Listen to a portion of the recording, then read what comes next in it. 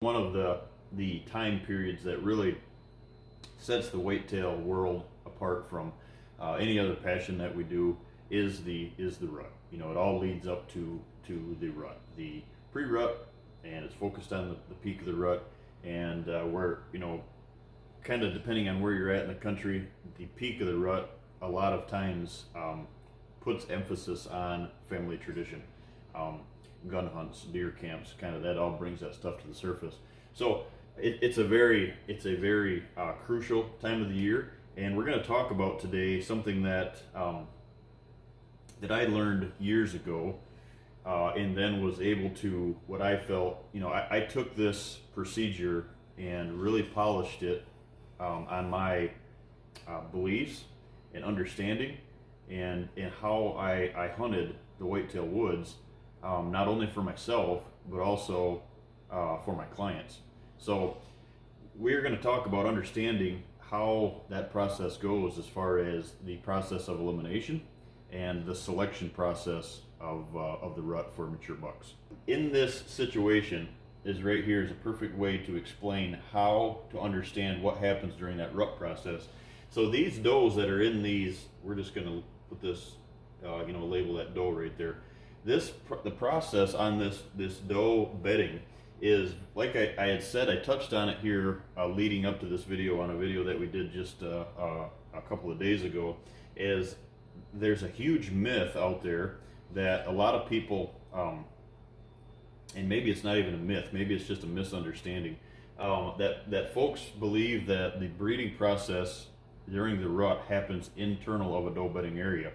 My experience and my findings is, and the reason that I have this experience and knowledge is because not only in a free range setting, like down in the state of Illinois or here in Michigan, have I experienced this in a outside of a captive herd, but I was able to really pinpoint in and really figure out why this is such a selective situation when I had the captive herd, or when we were managing the high fence ranch here in Michigan.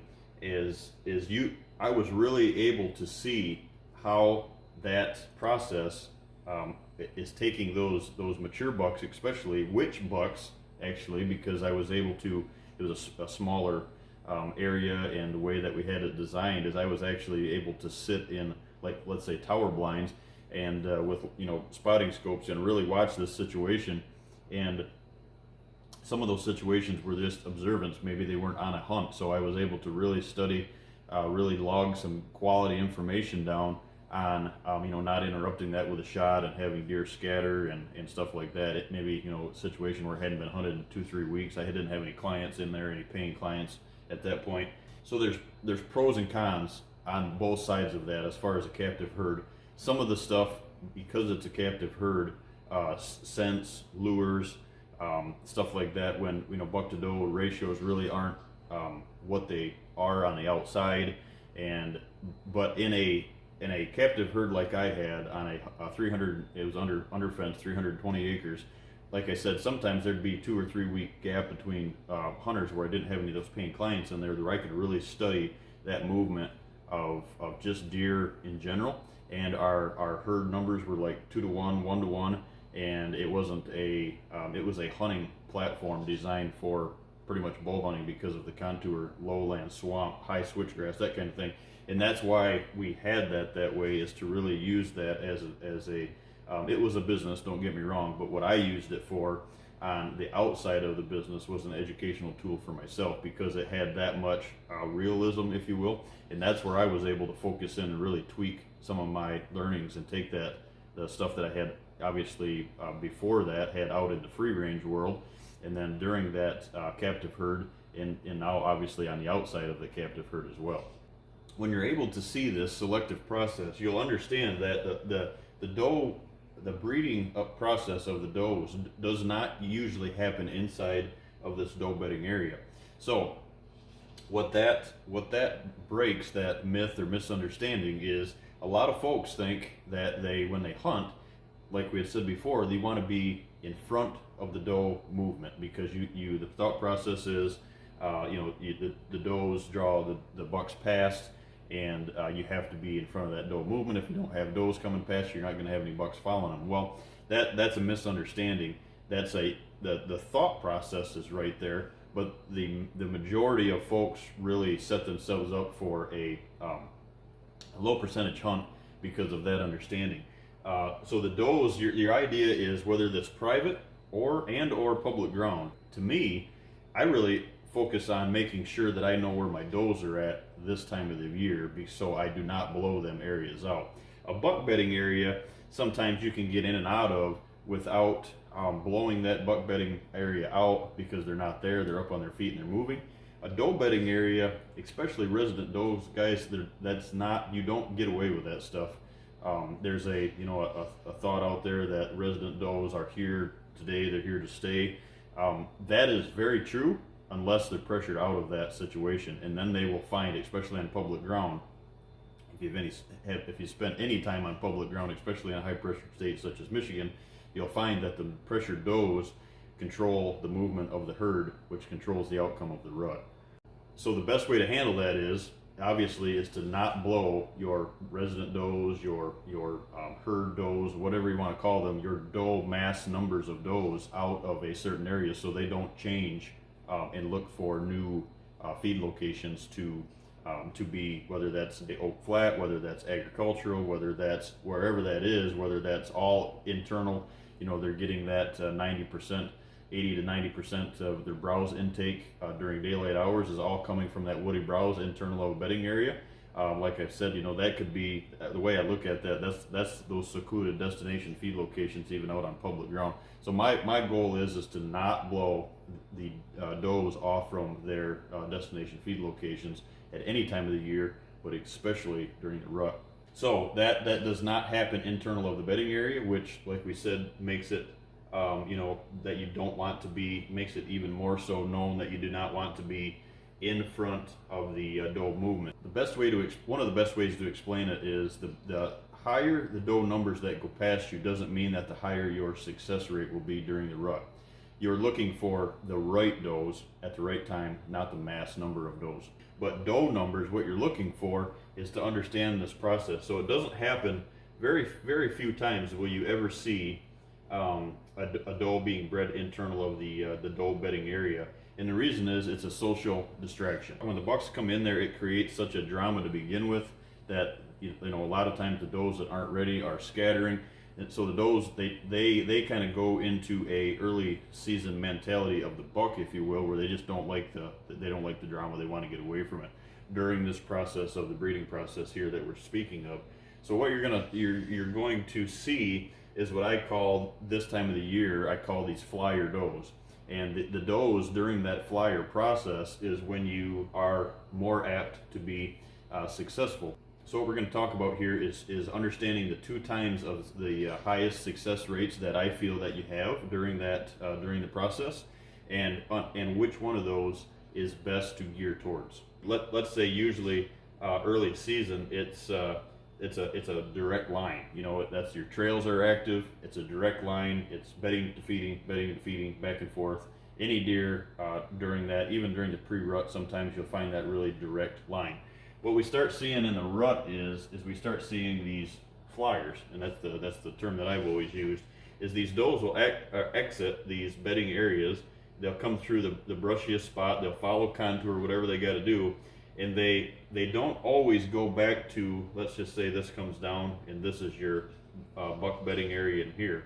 So we've got doe bedding to the north, we've got buck bedding to the south, secluded area. So a lot of these times that process does not happen. We're going to do both of these on each side here. That process does not happen, that breeding selective spot does not happen all the way back in the buck bedding area as well. It happens somewhere in between point A and point B in a very secluded, brushy area where the buck and the doe hang together until she's ready. Now, will you see some of that process being done out in the field? Yes, you will. If that doe happens to be in peak estrus during that third and fourth, fifth feeding of the day, and that allows them to be out in there already, because obviously a doe's thought process is always on. It doesn't steer away from food as much as a mature buck does.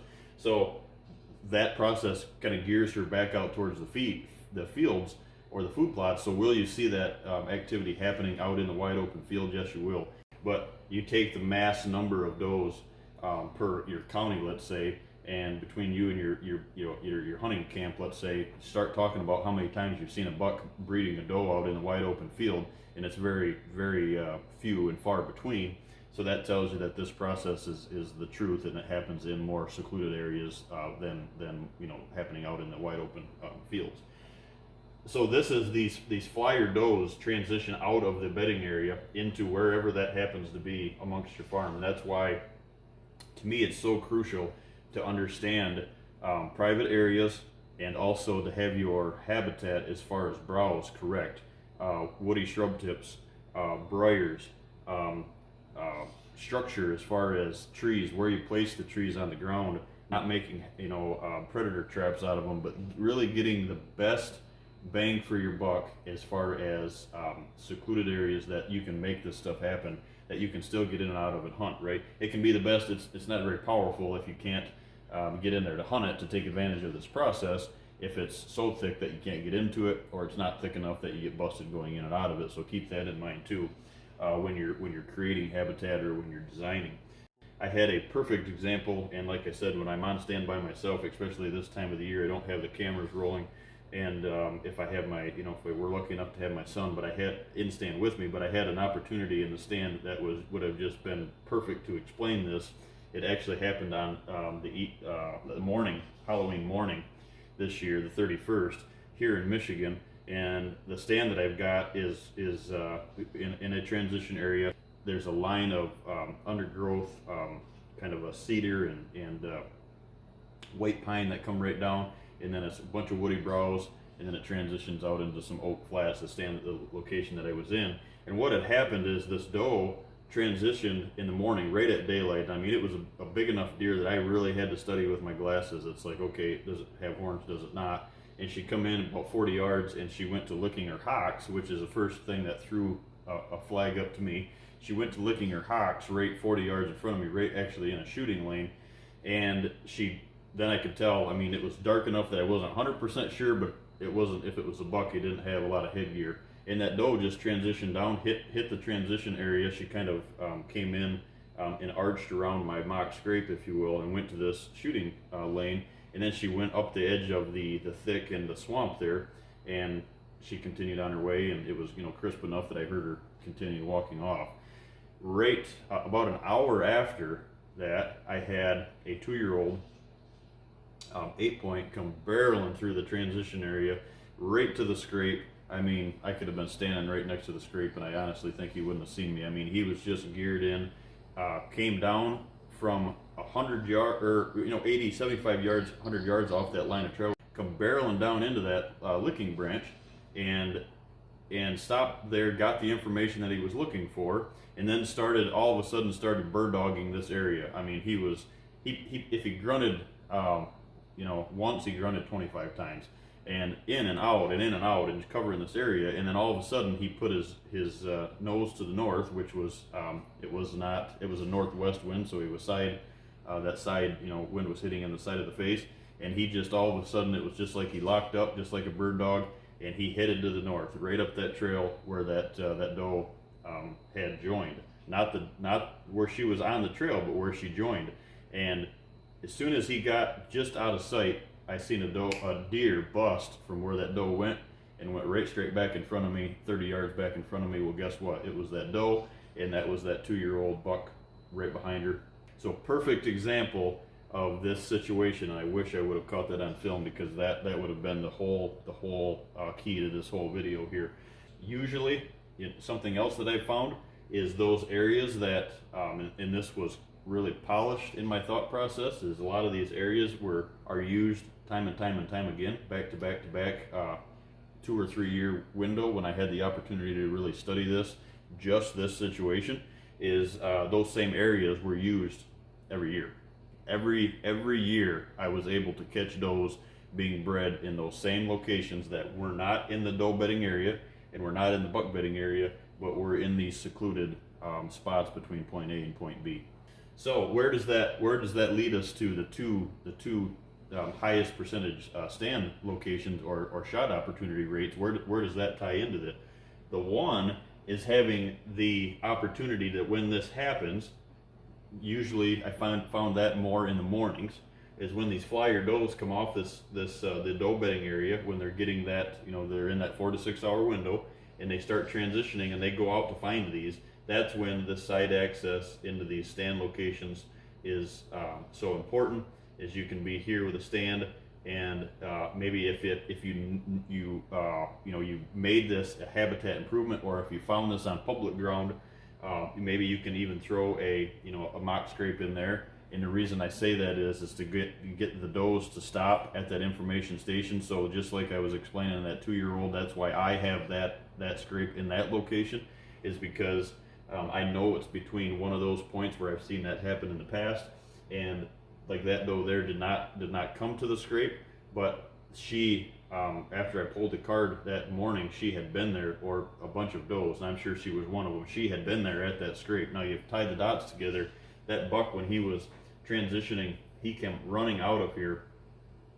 And made it right to the scrape. And at some point, that doe had been in here throughout the night, and had hit that scrape and left her information on that licking branch. And then she wandered back out and then was feeding.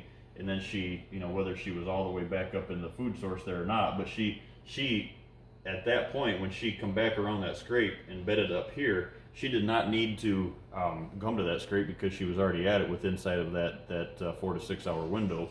And when he come flying down out of here from the south and come charging into that, that's the first spot that he went, was right to that scrape, and gathered all that information that he needed. So that to me makes those mock scrapes, that's where they come to the full potential. Now, keep in mind, when he hit that scrape, he didn't open it up, he didn't rake the scrape, he went right to the branch, he stuck his nose in the scrape, he did not open the scrape, and he read that information on there. He left his preorbital glands and his forehead gland on that. He rubbed it about, and I'll show you the footage there, he rubbed it for about 5 seconds, and when he started wandering around, he was at 1.5 feet from the base of the tree. And that's just one case over years that I've had. I actually had 2 different booners that I can think of in the state of Illinois that were inches from the stand that I could tie to the same situation. But anyway, he come flying in there and he come right to that scrape. So yes, I would have a scrape in that location. If you're out on public ground, either implement one of those, hang the licking branch, or find one of those scrapes that maybe isn't the community scrape. It's just a small satellite scrape, and that's where you're going to find these. The term satellite scrapes, to me, come in and are used here. That is the power of having those finding that secluded satellite scrapes that maybe not everybody is using, but the right 2 components to the rut are using it, the buck and the doe. So that's the first opportunity that you have, is when the doe transitions out of the bedding area, and you have that chance that a buck is going to pick her up somewhere between point A and point B, and she's going to come back through here, and he's going to pick her up in that process of before, when he's taking her from the bedding area out to that secluded area to start the breeding process. So that's a very small, you can see that's a very small window of opportunity, is to catch that that movement in that 4 to 6 hour window, when he is she's already out there. She's going to spend that 4 to 6 hours in this location here. She's not, obviously it doesn't take her 4 to 6 hours. She's not going to transition back and forth in between these 2 locations. That 4 to 6 hours are during that lockdown, in that time period when that buck is going to hang with her.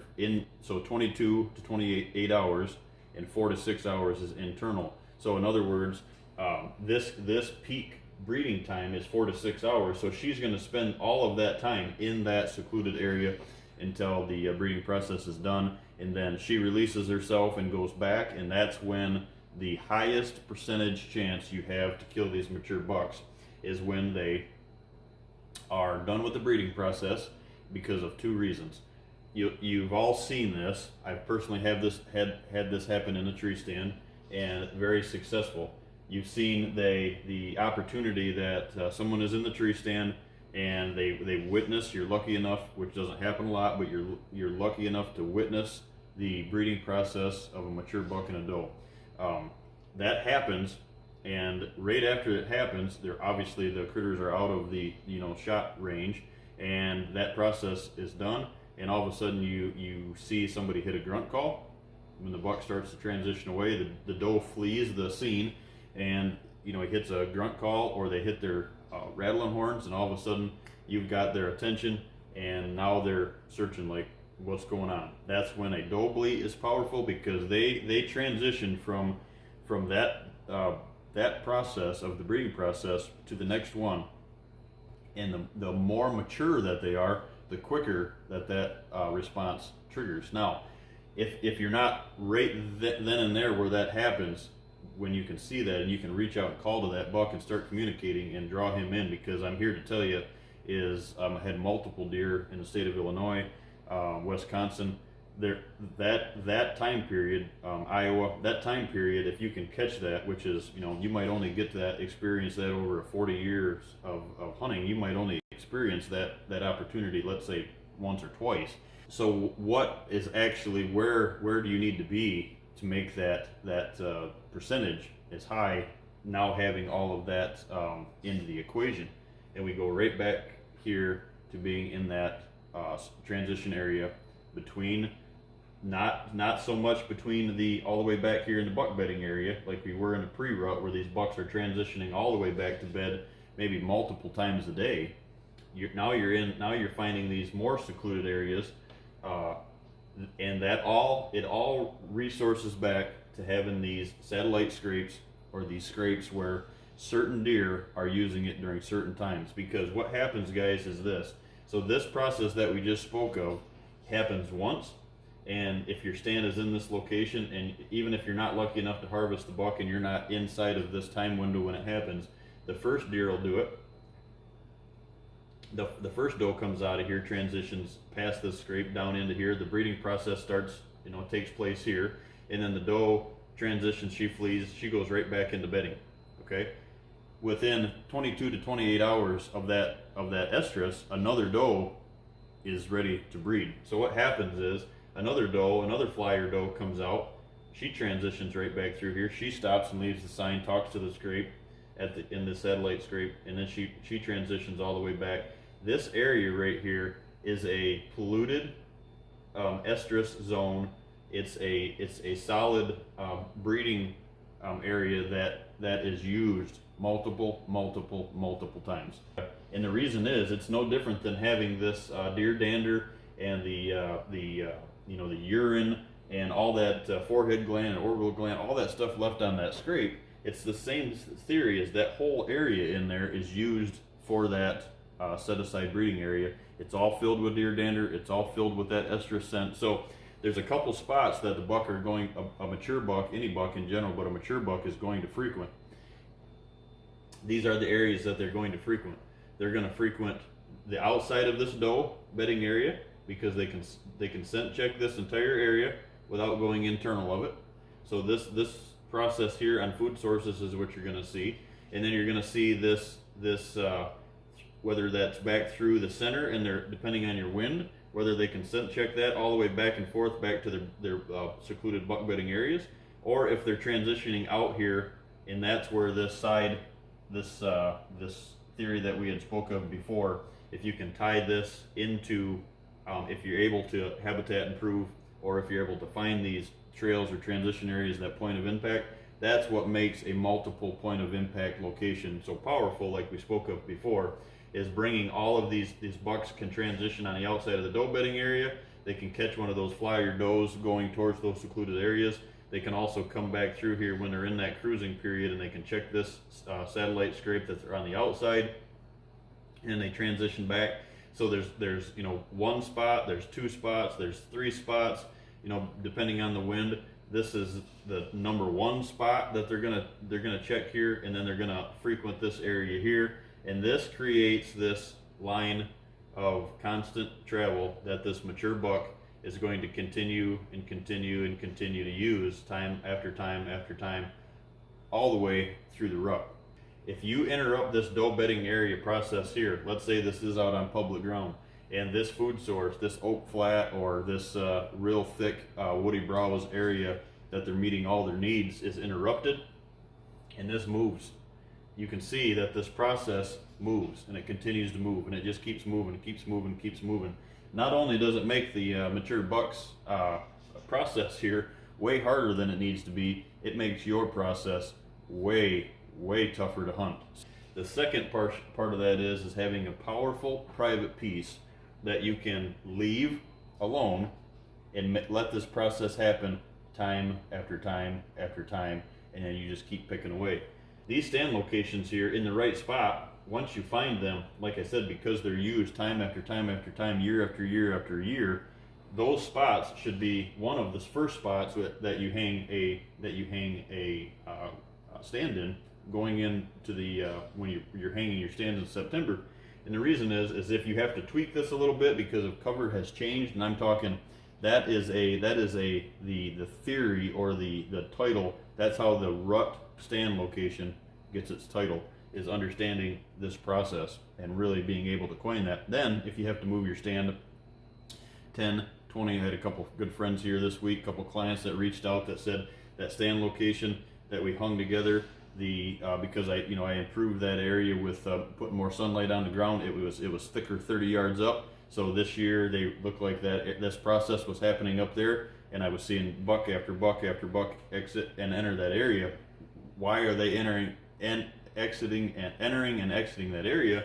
Is because this situation right here is the spot that they're going in and out of. It's not a buck bedding area. It's not a food source area. It's not a doe bedding area. It's this satellite mock scrape area, or the satellite breeding area is where they're in and out of and frequenting. Get these satellite mock scrapes hung in there and take advantage of that time after time after time, year after year. And this is how understanding the process, the breeding process of the rut can really influence the outcome, the success rate that you're going to have this season during the rut. I hope this makes sense, guys. I know that there's a lot of moving components here, but I'll try to break this down in the video as best I can, so to, keep everybody on point. But even though that there's a lot of moving points, it should resonate with you, and it should all make complete sense. If you have any questions, feel free to reach out. Thanks, guys.